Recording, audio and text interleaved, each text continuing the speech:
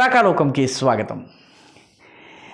తెలంగాణలో అసెంబ్లీ ఎన్నికలు పూర్తయిపోయినాయి. Exit poll ఫలితాలు కూడా బయటపడ్డాయి. అయితే ఎగ్జిట్ పోల్స్ కాకుండా అసలు పోల్స్ డిసెంబర్ 3వ తారీఖున రాబోతున్నాయి. ఏదేమైనప్పటికీ ప్రజలలో బీఆర్ఎస్ పట్ల ఒక రకమైన కోపం ఉంది. ఆ కోపం కాంగ్రెస్ ఓట్లుగా మార్చుకోగలుగుతుందా లేదా అన్నది డిసెంబర్ 3న తెలుస్తుంది. అయితే భారతీయ జనతా పార్టీ ఎన్నికల్లో 3వ ప్రధాన పక్షం Bharatiya Janata party. So BJP పరంగా చూసినట్లయితే ఈ 2023 తెలంగాణ అసెంబ్లీ ఎన్నికల్ని ఎలా చూడాలి?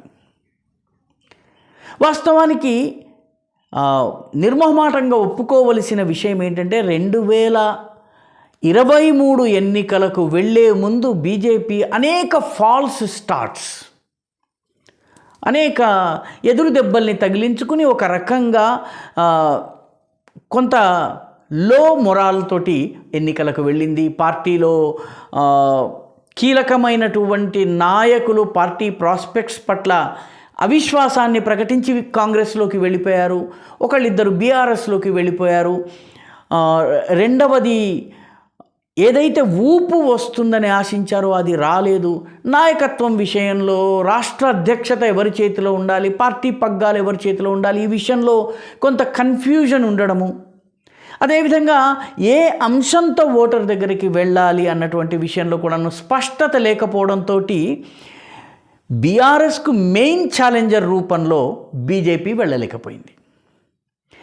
ఇది ఒప్పుకుని తీరాలి. బీజేపీ 3వ స్థానానికి సరిపుచ్చుకునేటటువంటి ఆలోచన శైలితోటే వెళ్ళిందన్నది ఎక్కువ మంది విశ్లేషకుల మాట.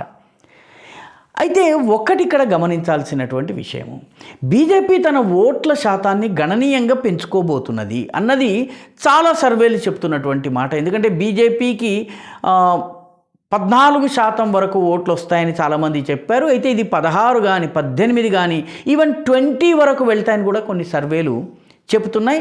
చాలా చోట్ల బీజేపీకి అనుకూలంగా పోలింగ్ బాగా జరిగింది, గెలవలేకపోవచ్చు కానీ ఓట్ల శాతం పెరిగింది అని చెప్పారు. 2-3 ఉదాహరణలు చూసినట్లయితే ఉత్తర తెలంగాణలోని ఈ బొగ్గు గనుల క్షేత్రంలోని ఒక అసెంబ్లీ నియోజకవర్గంలో అభ్యర్థి 2018లోనూ పోటీ చేశాడు, 2023లోనూ పోటీ చేశాడు.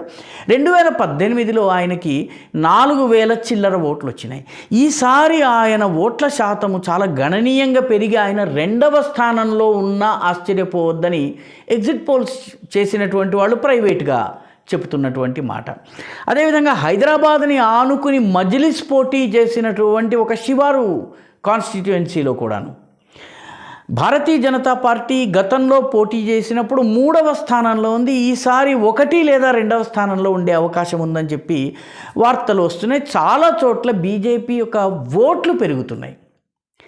ఆసక్తికరంగా బీజేపీ ఓట్లు ఏవైతే పెరుగుతున్నాయో ఇవి కాంగ్రెస్ నుంచి రాలేదు, బీఆర్ఎస్ నుంచి వచ్చాయి అన్నది ఎగ్జిట్ పోల్స్లో చాలామంది చెప్తున్నటువంటి విషయం.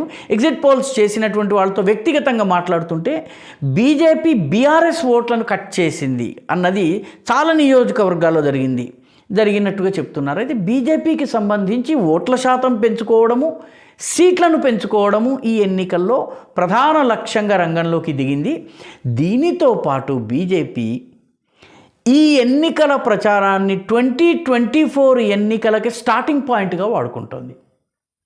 ఎందుకంటే ఎన్నికల ప్రచారాన్ని క్లోజ్గా పరిశీలిస్తే మామూలుగానే భారతీయ జనతా పార్టీ గురించి చెప్పేవాళ్ళు ఏమంటారంటే ఇది రోజుకి 24 గంటలు, వారానికి 7 రోజులు, నెలకి 31 రోజులు, అదేవిధంగా ఏడాదికి 365 రోజులు, కేవలం 5 ఏళ్లే కాదు ప్రతి ఏడు పనిచేసేటటువంటి పార్టీ. దీని కార్యకర్తలు కూడా ఆ రకంగా పనిచేస్తారు అన్నది జనరల్గా అందరూ చెప్పేటటువంటి మాట.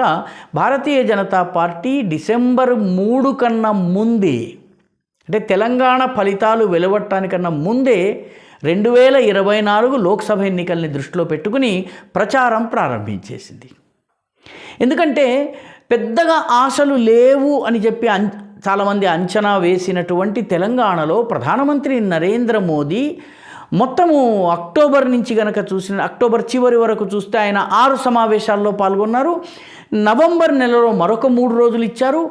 ఎవరు ఎక్కడ వెళ్ళనటువంటి నియోజకవర్గాల్లో ఉదాహరణకి మెహబూబాబాద్కి వెళ్ళారు, నిర్మల్కి వెళ్ళారు. ఇటువంటి చిన్న చిన్న ప్రాంతాలకు కూడా వెళ్ళి ఆయన ప్రచారం చేయటం. ఆయన అంటే కొన్ని స్థానాలలో ప్రధానమంత్రి రావడం అదే మొదటిసారి 75 సంవత్సరాల్లో మహబూబాబాద్కు ప్రధానమంత్రి రావడము మొన్నటి ఎన్నికల్లోనే కనిపించింది. అదే రకంగా నిర్మల్ కూడాను ఏ ప్రధానమంత్రి వెళ్ళలేదు. కాబట్టి ఈ రకమైనటువంటిది అమిత్ షా దాదాపు 14 సమావేశాల్లో మాట్లాడారు. జేపీ నడ్డా అయితే అంతా కలిపి కీలకమైన సమావేశాలు లెక్క తీసుకుంటే 21 ప్రోగ్రామ్స్లో పాల్గొన్నారు.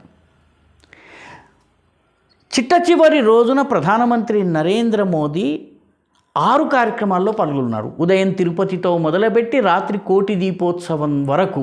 ఇందులో తిరుపతి, కోటి దీపోత్సవము, గురుద్వారా దర్శన్ ఈ 3 కూడాను స్థానిక ఎన్నికలకు సంబంధం లేనటువంటి ఎన్నికల ప్రచారంలో భాగం కావు.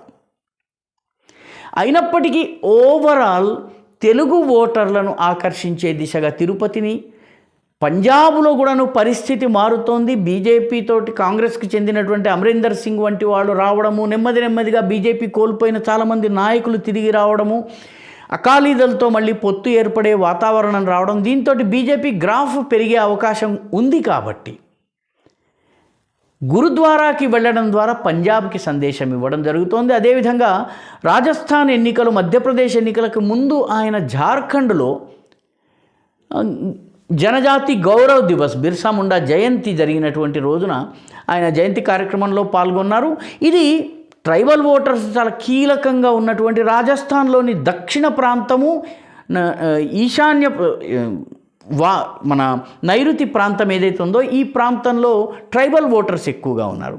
అదేవిధంగా మధ్యప్రదేశ్లో కూడాను ట్రైబల్స్ చాలా పెద్ద సంఖ్యలో ఉన్నారు. కాబట్టి వీళ్ళందరినీ దృష్టిలో పెట్టుకుని ఈ మెసేజింగ్ జరిగినట్టుగా కనిపిస్తోంది. నడ్డా కూడా అనేక కార్యక్రమాల్లో పాల్గొన్నారు. పెద్దగా ఆశలు లేకపోయినా తెలంగాణలో హిమాంత విశ్వశర్మ, అన్నామలై, యోగి ఆదిత్యనాథ్, దేవేంద్ర ఫడ్నవీస్, మీనాక్షి జైన్ కాదు, ఆవిడ ఎంపీ ఢిల్లీకి సంబంధించినటువంటి మంత్రి ఉన్నారు. అదేవిధంగా పీయూష్ గోయల్, ఇటువంటి వాళ్ళందరూ రంగంలో దిగి ప్రచారం చేశారు. అంటే ఈ ప్రచారము 2023తో పాటు 2024 కోసం కూడా బీజేపీ ఆల్రెడీ ప్రారంభించింది. 2024కి ఈ ఎన్నికల్లోని స్ట్రాంగ్ పాయింట్స్ ఏ రకంగా ఉపయోగించుకోవాలన్నటువంటి ఆలోచన కూడా బీజేపీ నాయకులు చేసినట్టుగా కనిపిస్తోంది. ఎన్నికల ఫలితాలు ఎలా ఉంటాయి అన్నదాన్ని బట్టి భారతీయ జనతా పార్టీ తన బలాన్ని పెంచుకుని 2028 నాటికి ఒక బలమైనటువంటి పక్షంగా ఎదిగే దిశగా ఏం చేయవచ్చును అన్న ఆలోచన కూడా ఎంతో కొంత జరిగినట్లుగా అనిపిస్తోంది. మొత్తం మీద బీజేపీ 2024 ఎన్నికల ప్రచారము తెలంగాణలో మొదలు పెట్టేసింది. ఈ వీడియో మీకు నచ్చినట్టయితే లైక్ చేయండి, షేర్ చేయండి, ఈ ఛానల్కు సబ్స్క్రైబ్ చేయండి. మీ అభిప్రాయాల్ని కమెంట్ల రూపంలో తప్పనిసరిగా పంపించండి.